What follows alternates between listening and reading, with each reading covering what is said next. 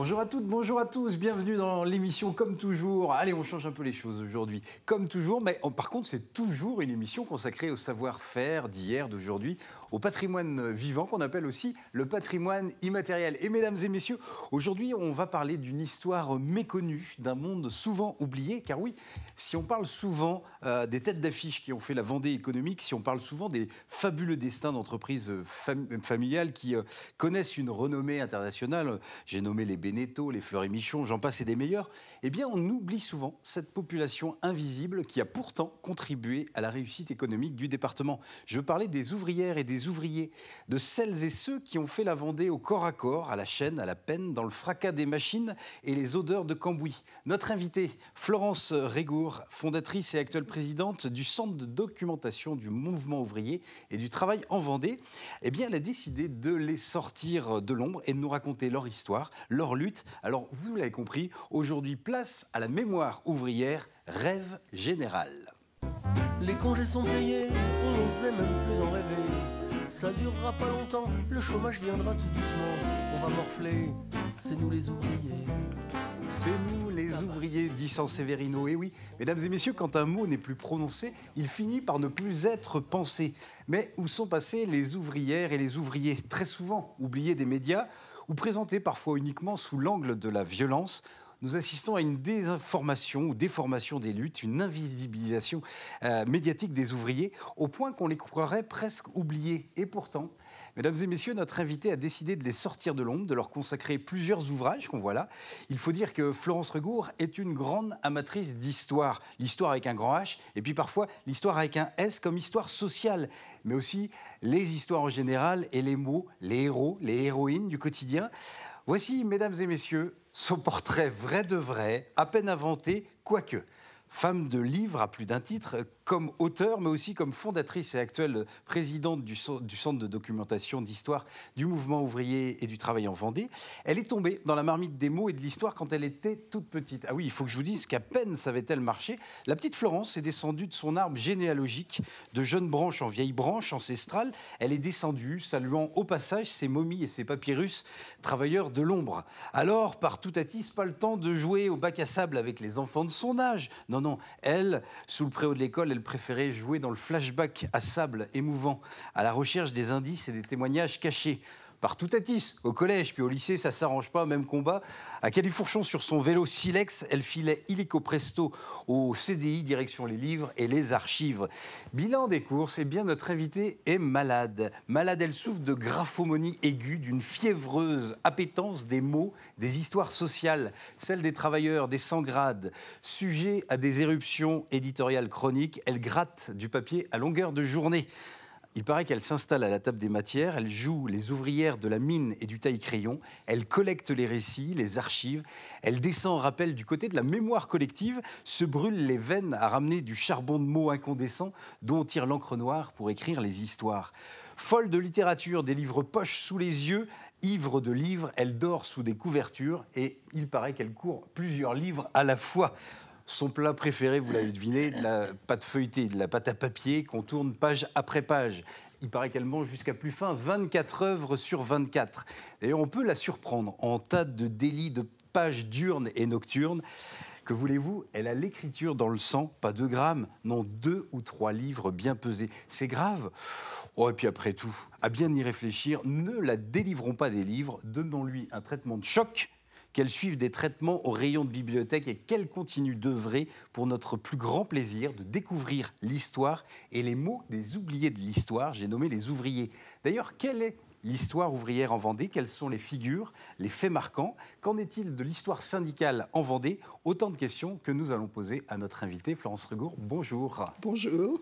Ravi, voilà, votre portrait est dressé. Oui, bel exercice de style. Ah, à peine inventé. Hein. Alors, avant de se lancer dans le sujet qu'on a annoncé, permettez-moi de vous présenter nos 2 Jean-Pierre. Alors, nos 2 Jean-Pierre qui sont très célèbres puisqu'ils passent dans la télévision, à la télévision nationale.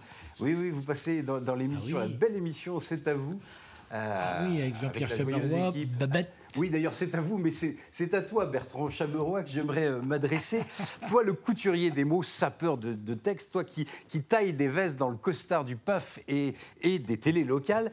Alors, chers cousins des villes, c'est le rat des villes, rat des champs, eh bien, l'équipe de C'est à vous, on vous invite, venez sur le plateau. Jean-Pierre sera très content de rencontrer Patrick Cohen pour lancer ses magnétos. Oui. Voilà. Alors, nous, on a pour habitude dans l'émission de se dire à bientôt, à Bétou. Alors, à Bétou, on est à vous. Mais ils pourront aller là-bas aussi. Hein. Et oui, bah oui, c'est vrai qu'on peut se déplacer aussi. On peut y aller. C'est les cousins. Les cousins, les cousines, tout en bourrine. Alors, Jean-Pierre Pouvreau. Ben oui.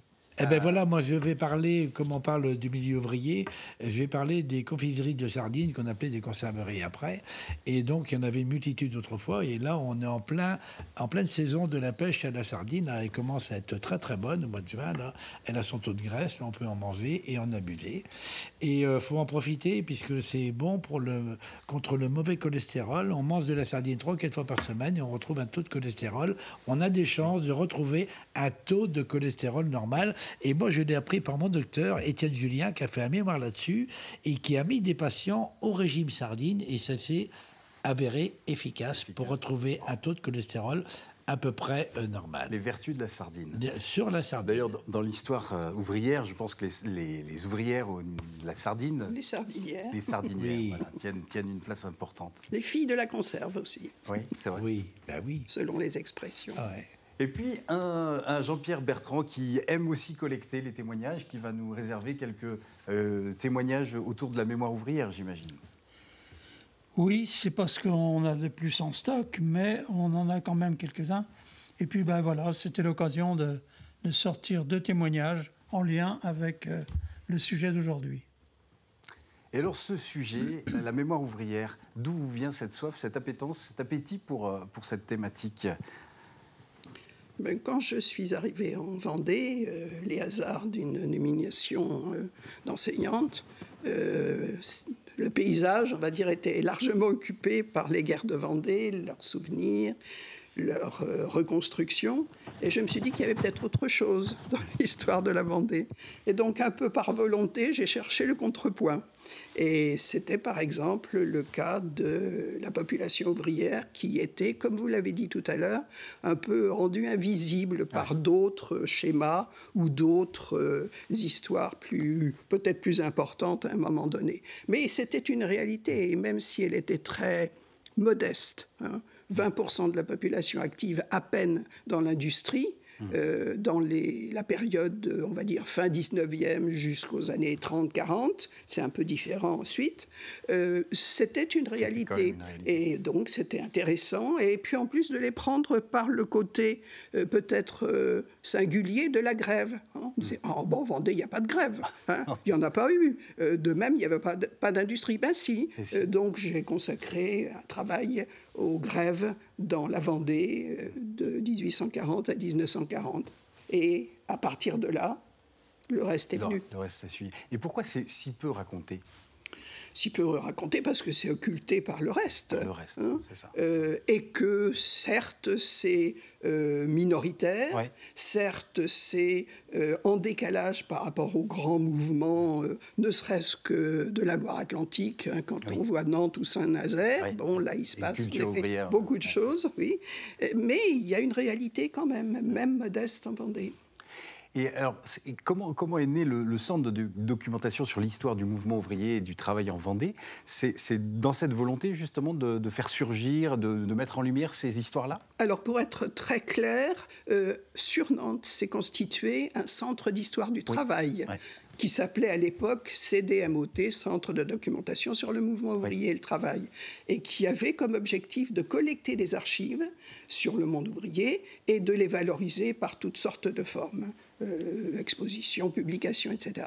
Et dans la foulée, et malgré l'aspect minoritaire que j'ai évoqué tout à l'heure, en 1983, s'est constitué donc le Centre de documentation en Vendée, 1983. Volonté non pas de comparé avec Nantes, mais volonté de montrer qu'il y avait, voilà, et volonté aussi de sauvegarder les archives quand elles pouvaient l'être. Si vous permettez une toute petite anecdote, j'étais à l'époque en travail de recherche aux archives départementales et je demande le dépôt légal pour les archives syndicales, puisque les bulletins syndicaux devaient être déposés. On me dit, madame, on n'a pas ça, on peut vous donner les bulletins paroissiaux. C'est pas tout à fait la même chose. Bon, les choses ont changé. Il y a un très très beau travail qui a été fait de collectage, de classement, mais c'était une époque et ça dit quand même quelque chose. Actuellement, vous occupez le poste de présidente ? Oui, pour l'instant, oui. Et donc la vocation de publier, parce que vous êtes arrivé avec un certain nombre d'ouvrages autour de la culture ouvrière principalement. Voilà, on a toute une série de brochures mémoire ouvrière, mémoire oubliée. Oui. Alors on prend en général un événement, 12 juillet 45, coup de grisou à Fémoro-les-Mines, et autour de cet événement, on fait une publication, on va dire, d'éducation populaire, au bon sens du terme, accessible, illustrée, sans appareil de notes compliquées, et de manière justement à diffuser cette connaissance. Alors ça va des sardinières, puisqu'on va parler de la sardine, des ouvrières de la sardine au Sable d'Olonne puis à Saint-Gilles en grève en 1917. En pleine guerre. En pleine guerre. Pour quelques sous, parce que c'était ce qu'on demandait. Ça va des ouvrières de Big Chief, toute l'histoire de la confection d'une entreprise qui a eu sur La Roche-sur-Yon essentiellement jusqu'à 1000 salariés. Ça va, on va parler des congés payés, on va parler des vacances, on va parler des centres de loisirs. Eh bien, quand Jean Zay est venu inaugurer une colonie de vacances au Sable d'Olonne, c'est toute l'histoire aussi des loisirs, des colonies. On fait un travail là-dessus. Vous voyez, c'est quand même assez divers. Et là, vous évoquez des moments marquants, des figures marquantes. Elles sont nombreuses ? Alors, des figures marquantes, il n'y a pas de grande figure de leader, de héros et d'héroïnes, comme vous avez dit tout à l'heure. Ça reste dans l'ombre. Mais il y a des périodes où des gens, en effet, émergent. Ceci dit, il y a eu des grands militants qui ont laissé leurs souvenirs. Je pense à Guy Ruchot, qui était un militant CFDT, qui avait commencé CFTC et est devenu CFDT, et qui a laissé ses mémoires et qui donne une bonne image du passage des Vendéens de la terre à l'usine. Vous évoquiez Fémoro, vous évoquiez les sardines. La Vendée est un territoire plus conflictuel qu'on pourrait le penser ? C'est très relatif. C'est très relatif. Tout provoque un peu. Oui, bien sûr. Des conflits, il y en a dans les périodes importantes et souvent décalage avec ce qui se passe nationalement. Mais il y en a 36, 68, pour ne citer que ces pics-là, il y a une réalité. Et les congés payés, vous les évoquiez tout à l'heure. Les congés payés. Qu'est-ce qu'on peut en dire ? Qu'est-ce qu'on peut en dire ? C'est 36. 36. L'origine. Le Front populaire. C'est le Front populaire, c'est les accords Matignon, puis les lois sociales. Ce n'était pas une revendication d'importance. S'il y avait une revendication sur la réduction du temps de travail, il n'y avait pas spécialement une revendication sur les congés payés. Mais ça s'est trouvé, j'allais dire, dans de l'eau des lois sociales après les accords Matignon. Et c'est d'ailleurs intéressant de savoir que les grèves de 1936 en Vendée se sont déclenchées après les accords Matignon et les lois sociales pour obtenir leur application. D'accord. Y compris donc les congés payés. Même si l'essentiel, c'était comme toujours les salaires. Donc les congés payés, c'est 36. 12 jours ouvrables. Avec à la clé, dans ce gouvernement de Front populaire, non seulement un ministre qui s'est beaucoup investi, y compris en Vendée, Jean Zay, mais aussi Léo Lagrange. Et sur la question justement des loisirs, on permet que ces 12 jours ouvrables ne soient pas perdus, puisqu'on facilite les transports avec des billets populaires à tarif donc réduit. Et ça a un impact, peut-être pas immédiat, pas dès l'été 36, mais 37, 38, indéniablement. Ce sont les bases de l'éducation populaire. Tout à fait, tout à fait. Oui. Et puis ensuite, ça se prolonge, vous savez, 56... 68, 69 et 82, on en est à 5 semaines. 5 semaines, Et pendant ces congés, on peut manger de la sardine. Alors ça, c'est Oui. ma transition pour passer la parole à Jean-Pierre Pouvreau. On passe à table. À la sardine, à la À la fraîche, à la sancelle, dit la confrérie de la sardine, les marchandes de poissons qui vendaient la sardine dans les rues de Saint-Gilles-Croix-de-Vie, de Nantes et toute la région.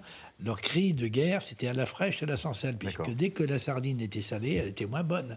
Elle était plus vieille et donc moins bonne à déguster. Il faut savoir que pour manger là, j'ai une recette simple, c'est que des recettes simples, de rillettes de sardines à base de sardines fraîches. Voilà. Alors, il faut prendre de la sardine qui n'a pas les yeux rouges. Si elle a les C'est yeux ça, rouges, c'est ce que j'allais c'est vous qu'elle demander. elle a la rougeole. C'est pas Ça, très c'est bon, pas la bon, c'est rougeole. pas bon signe. Faut éviter. Si on peut, faut éviter. Ouais. Et alors, non, ben, vous prenez de la sardine ultra fraîche au cul du bateau à Saint-Gilles-Croix-de-Vie. Ils vendent en direct. Hein. On peut y aller tous les jours. Hein. Et donc là, la sardine a simplement quelques heures de mer. Hein. Elle est pêchée le matin, elle revient. Le bateau, il revient dans la foulée. Hein. Dès que la pêche est faite, il rentre au port pour la vendre. Et alors là, on prend cette sardine, on achète 1 kilo ou 2. On prend une plaque, on la huile un petit peu. On lave la sardine avant. Ben voilà, on la lave bien.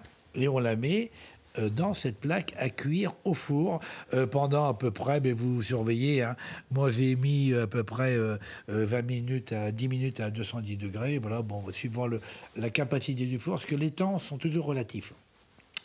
Si on remplit le four, le temps sera beaucoup plus long. C'est ça qu'il faut comprendre dans la logique. Si on met une petite quantité par rapport à un four important, mais ça va cuire 2 fois plus rapidement. Voilà, il y a toujours une notion de quantité par rapport à la capacité du four. Et donc, sel, poivre, voilà, huile d'olive, de colza. Le colza, c'est également bon contre le mauvais cholestérol, comme la sardine. Et thym, un petit Merci, thym docteur. Ouais, non, je le dis comme ça. Docteur Pouvreau. Voilà. Et alors, on sort la sardine, on la fait refroidir et on lève les filets naturellement quand elle est froide. Et il faut la faire cuire avec les tripes quand elle est bien fraîche. On enlève les tripes que quand la sardine a traîné un peu. Là, il faut enlever les tripes. Mais quand elle est bien fraîche, il n'y a pas besoin. Au contraire, ça parfume complètement la recette. Et là, on mélange ça avec un petit peu de beurre bio, 2 oignons nouveaux, voilà, de la ciboulette, du beurre en pommade, un peu de crème, sel, poivre, et on a de magnifiques rillettes de sardines. Autrement, il y a beaucoup plus simple. Vous prenez des sardines de chez Gendreau, la Perle des Dieux, qui est une sardine millésimée, qui est ultra fraîche. Et donc, vous sortez la sardine de la boîte, vous la mettez dans un plat, vous prenez une fourchette et vous écrasez l'huile.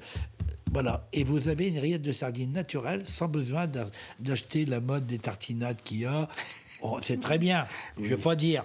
Mais vous avez cette méthode qui est basique. Ouais. Vous faites, voilà, vous sortez la boîte. Il faut prendre de la bonne sardine, de la Perle des Dieux, puisque la sardine a été emboîtée fraîche. Elle n'a pas été congelée. Et ça, c'est un gaz de qualité. Et donc, la sardine, elle est confite dans l'huile. Et là, c'est un vrai bonheur. Et démoulez-vous. Et vous mettez ça sur vos tartines. Bon, vous mettez un peu de sel si vous aimez le sel ou pas, ou du poivre. Et vous touchez à rien, un brin de citron si vous voulez, ce qui n'est pas obligatoire. Et là, vous vous régalez. Bon. Je peux en dire beaucoup plus. J'imagine. Ah, mais on va pas faire une émission consacrée. Ben non. Ce qui est intéressant, c'est aussi de voir le côté social des sardines et des sardinières. Bien sûr, mais complètement. C'est pour ça, dont Florence faisait allusion. Est-ce que ça a été un mouvement important ? Celui de 17 que j'ai cité, non, pas spécialement. Mais il a été un peu à répétition, parce que ce n'est pas la seule grève des sardinières, il y en a eu d'autres. On parlait récemment des pennes sardines en 24-25, Douarnenez, etc. Il y a eu des échos en Vendée, aussi bien sur les sables, sur Saint-Gilles, puisque dans cette période-là, il y avait jusqu'à une trentaine de conserveries très actives. Ça veut dire, pour les sardinières, entre 800, 900 femmes, alors évidemment qui ne travaillaient pas toute l'année, qui travaillaient selon la demande, selon l'arrivée du poisson, la sardine en l'occurrence, mais ça fait quand même une main-d'œuvre importante, y compris les Bretonnes, qui étaient liées aussi par contrat entre un conserveur et puis un village breton, d'où on faisait venir contre-maîtresses et ouvrières qu'on logeait dans les dortoirs des sables, par exemple, des maisons donc de conserve. Quel autre fait marquant ont jalonné l'histoire ouvrière de la Vendée ? J'imagine qu'il Il y en a d'autres. Oui, ben, je pense justement à 36, puis ensuite à 68, parce que c'est les deux temps d'importance, voilà, les deux pics. Bon, 36, quand même, vous avez 17 grèves entre juin 36 donc, et puis la fin de l'année. Savez-vous qu'en 36, la première grève, c'est celle des tueurs de cochons de Pouzauges, chez Fleury-Michon. Par rapport au salaire, par rapport aux conditions de travail? Par rapport au salaire et par rapport aux conditions de travail. Ça dure quelques jours, mais c'est un peu étonnant aussi. En même temps, c'est révélateur, industrie et agroalimentaire, main-d'œuvre très éclatée, hein, avec des manœuvres qu'on paie à l'époque à la semaine. Donc des conditions difficiles. Bon, mais c'est assez amusant, je trouve que ça démarre. Après, c'est les carriers de la Meilleraye. Alors là, attention, occupation des chantiers en Vendée, en 1936. Et occupation des chantiers des carrières, ça veut dire qu'il y a de la dynamite. Ah oui, là on est... Prudence. Bon, etc.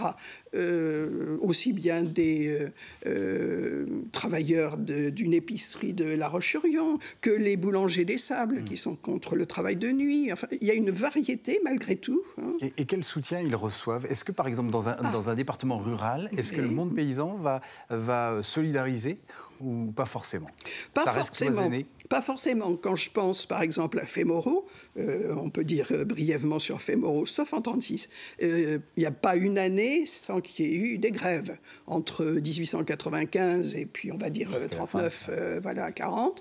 Non, à la fin, c'est autre chose. Ouais. Voilà. Mais il n'y a pas une année où il y ait des grèves, sauf en 1936. Ben, là, il y a une nette démarcation, même si pas mal de mineurs viennent des villages environnants, mariés, etc., il y a quand même une nette démarcation entre le monde de la mine et les mineurs qui fait un peu figure d'isolat, et puis le reste. Mais il y a des périodes dans l'histoire sociale où il y a une solidarité. Alors évidemment, on saute dans des périodes. Je pense à la grève des garages en 1975 à La Roche-sur-Yon, où il y a une sorte de... Alors, autogestion, c'est beaucoup dire, mais enfin, on met à disposition gratuitement la réparation des voitures pour les ouvriers mécaniciens qui sont en grève. Et il y a une solidarité avec l'environnement, y compris quelquefois en allant se fournir dans la COP qui n'est pas loin, etc. Et il peut arriver qu'il y ait même une solidarité avec les municipalités dans des périodes difficiles qui peuvent être aussi des périodes de chômage. Voilà. C'est un peu exceptionnel, mais...